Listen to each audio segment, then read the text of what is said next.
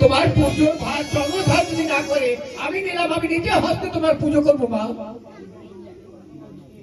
না না শ্বশুরকে দিয়ে আমার পূজা করাইতে পারে, কোথায় বেহুলা?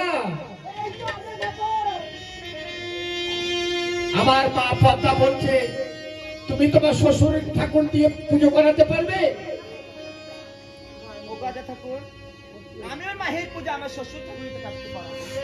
কথা দিলে তুমি এই দেব সভায়?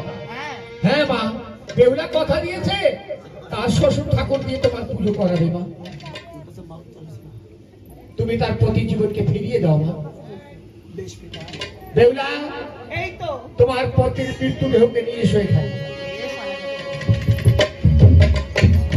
প্রথমে নগর মাঝে ভিক্ষা করে কথা শোনা নৃত্য করে তারপরে তার প্রতিকে বাঁচিয়ে তাই করে